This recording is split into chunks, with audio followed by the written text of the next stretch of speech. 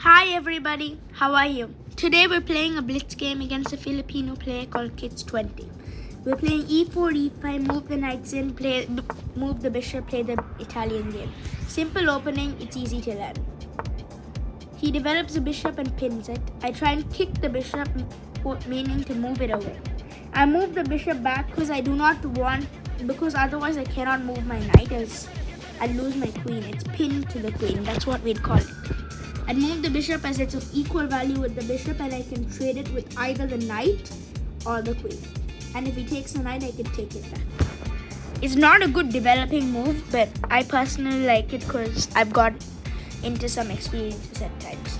If you want to play it, it's fine, but it's just because I play it since I've got into personal troubles in games. And I recall many. He moved his bishop back finally. I don't have to worry about that. I castle, king 2 steps to the right, rook 2 steps to the left.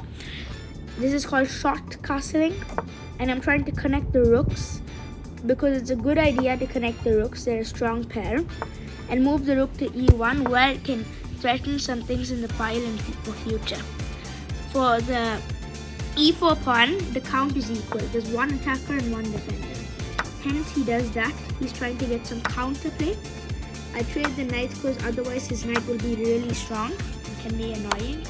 I move the bishop to check the king and it develops a piece. It gets it to a better position.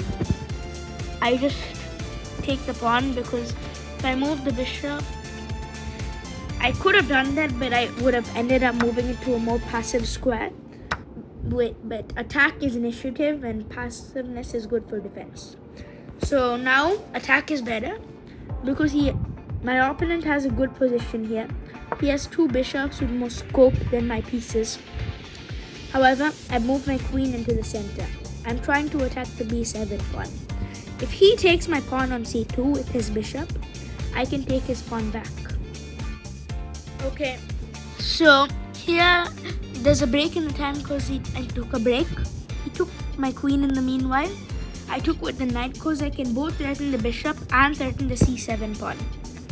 However, if he moves his rook there, it could have been a threat, which I did not see at the time. I'm trying to develop my bishop and get it to a better position instead of just having it float around passively. He could have taken my pawn for free, but he would have lost a bishop. So now it's good time I defend my pawn, or I can keep up my initiative for attacking, because a better position doesn't necessarily mean you have more material. It could mean you have great positional play. Even if you're a knight down, you might have sacrificed it and have a great position in the game. All you want is to win, right? You don't want to win with flying colors and lots of material. The objective is to win and have fun. That's it. He moves my knight, pinning it to my bishop. So I have to move my knight back in order to defend my bishop. Because if I move it forward, he can just take my bishop for free and he will be in a winning position as I do not have much counter attack. So I move my knight back to e3. Because if he takes my bishop, I can take back with the knight, rerouting it. I decide to take the bishop at this point in time because he doubled his pawns in one file, meaning that there are 2 pawns in one file. Hence, which is more than obvious, I can easily attack it. I move my knight as it's defended by the bishop, and I'm trying to attack the bishop as it's of slightly higher value. They may be considered equal, but slightly higher is a knight. I took them because if he takes my bishop, I'll take the pawn, he'll move his rook to pin it, and we're both equal. But my opponent didn't calculate that far at this point in time. Now I'm trying to get some counter attack because we're near an endgame and both of us are equal in material.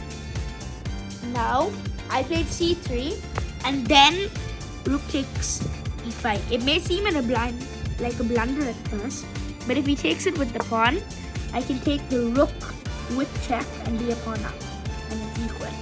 I missed this move, but I played it next move and it's a better move because I'll be winning a pawn. It's going to be easier for me to win the endgame. Winning the endgame is a mix of tactics like pawns, but having an advantage generally means it's gonna be easier to start the ball rolling and get into the end game. Now I want a pawn there, because if he takes back, like I said, I'll take the rook.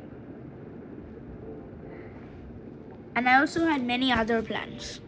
For example, if he moved his b pawn to b4, any move later, I could have moved my rook and checked, but his rook would have been blocked. That's what I thought a few moves later into the game, when I decided to take that pawn, this move. Because if he took that pawn, I'd go and check, and then the king would be forced to move to g8, and then I would move my c5 pawn with a discovery check, meaning that it reveals the check on the king, and I'll end up winning material as it's hard for him to block. My opponent saw that and did not take the pawn. Being greedy can be bad at times, life lesson. Many times it's bad. I defended the pawn. Taking the bishop is an okay move because I'm up 2 pawns. You wouldn't want to trade as much material, but that means double pawns for me, which are a weakness in most cases. You will understand why by seeing more of my games. I move my rook there, he moves his rook to defend it to get an equal count. My intention is to play b4, but that leaves a c4 pawn hanging. However, I can take the pawn on d6, but then he will take my b4 pawn. So it's 2 pawns for 1. I wouldn't want to just give up a pawn like that. It's not a good move. So I move my rook to defend that pawn, and it's also in a more active square, trying to control more files and more squares. Now I can push, because I want to set up some counter attack against my opponent. c5 is a good move, which is probably something like what I played. Yeah, I played c5 because after takes, I should have taken with the pawn can't double, but the rook is also fine because double pawns aren't necessarily a weakness in this case. I just need my b pawn to be defended and keep my 2 pawn advantage. Now both of us are low on time. We have around less than a minute and a half.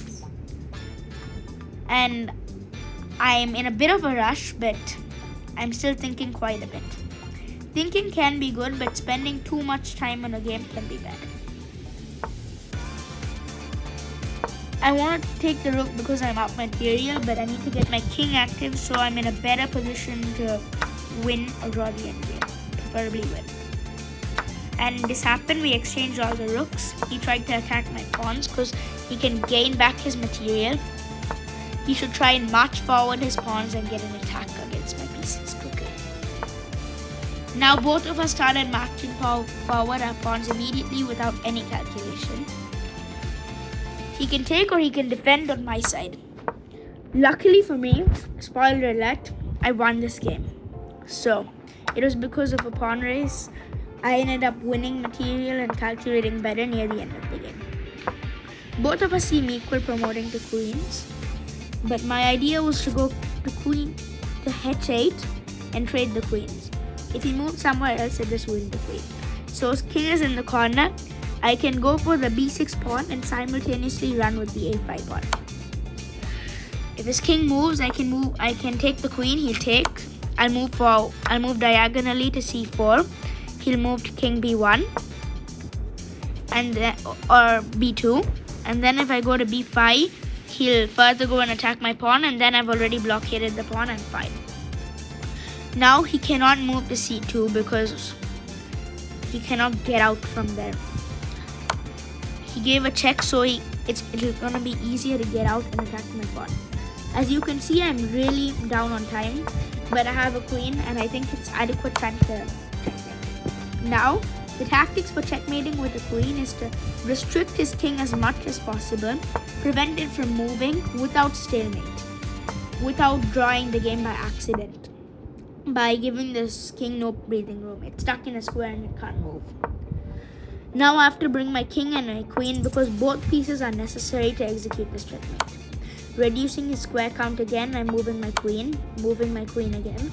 I'm going fast because I have low time. Move my king up because he has to move to the next file, the G file, and I can block him even more. He could move there, I move my queen back, I can move my king because he has more time than me. Still, I'm in a better position. If he moves there, I can cut him off. And now it's not too hard because if he moves his king down, which is his only move, I can move my king. If his king goes up, I can go to g6. If it goes down, I can go to g4. In both cases, it's checkmate. So it's lost and he timed down. Thank you everyone for listening and watching, and I hope you have a good day.